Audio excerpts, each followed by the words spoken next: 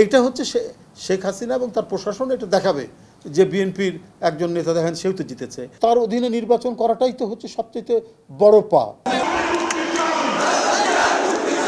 নির্বাচনকালীন তত্ত্বাবধায়ক সরকারের দাবিতে টানা ১৫ বছর ধরে আন্দোলনের মাঠে বিএনপি। তবে ২০১৪ সালে দশম জাতীয় সংসদ নির্বাচনে অংশ না নিলেও তার আগে পরে স্থানীয় সরকার নির্বাচনে গেছে তারা। ২০১৮ জাতীয় নির্বাচনে দলীয় সরকারের অধীনে নির্বাচন করেছে তত্ত্বাবধায়কের দাবি জারি রেখেই। ২০২৪ সালে দ্বাদশ জাতীয় সংসদ নির্বাচন বর্জন করে তারা তত্ত্বাবধায়কের দাবি পূরণ না হওয়ায়। এর আগে থেকে স্থানীয় সরকারের নির্বাচন বর্জন করে আসছে বিএনপি।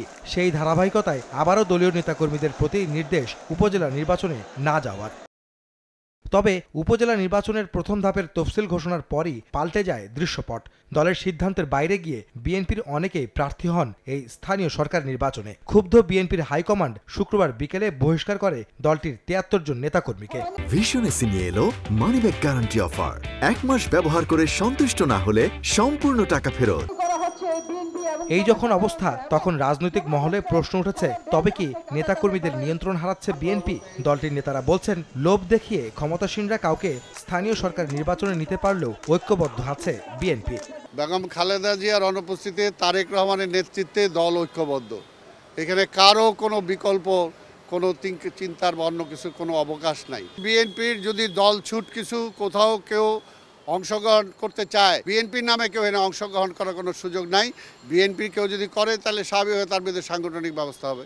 জাতীয় নির্বাচনে দলের সিদ্ধান্ত মানার প্রবণতা ছিল প্রায় সব ক্ষেত্রে, কিন্তু স্থানীয় সরকার নির্বাচনের ক্ষেত্রে আঞ্চলিক জনপ্রিয়তা, এলাকায় প্রভাব ইত্যাদি বিবেচনায় প্রার্থী হচ্ছেন বিএনপির অনেকেই। তৃণমূলের নির্বাচনে অংশ নেওয়ার আগ্রহকে বহিষ্কার করে দমানো সম্ভব কিনা প্রশ্ন ছিল নেতাদের কাছে। এছাড়া বহিষ্কার কি সাংগঠনিকভাবে দুর্বল করবে দলকে? তারা যে যুক্তি দেখাচ্ছে এটা খুব ভ্রান্ত যুক্তি, অসত্য।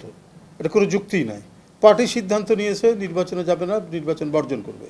তো তাকে কে যুক্তি দিয়েছে? তাহলে আওয়ামী লীগ দিচ্ছে, আওয়ামী লীগের প্রার্থী প্রশাসন তারা হয়তো দিচ্ছে। একটা ডামি সরকার যার জনসমর্থন নেই, জোর করে ১৭-১৮ বছর তারা ক্ষমতায় আছে, তো তার অধীনে নির্বাচন করাটাই তো হচ্ছে সবচেয়ে বড় পা, তার চেয়ে বড় অন্যায়। তো সেই অন্যায়কেই তো সমর্থন করা হলো। তার জেতা, আমার ব্যক্তিগত জেতা না যেতে ম্যাটার না। এবং এইটা হচ্ছে শেখ হাসিনা এবং তার প্রশাসন এটা দেখাবে যে বিএনপির একজন নেতা দেখেন সেও তো জিতেছে।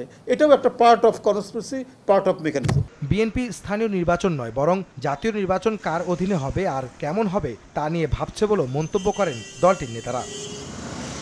আহমেদ সালেহীন, সময় সংবাদ, ঢাকা।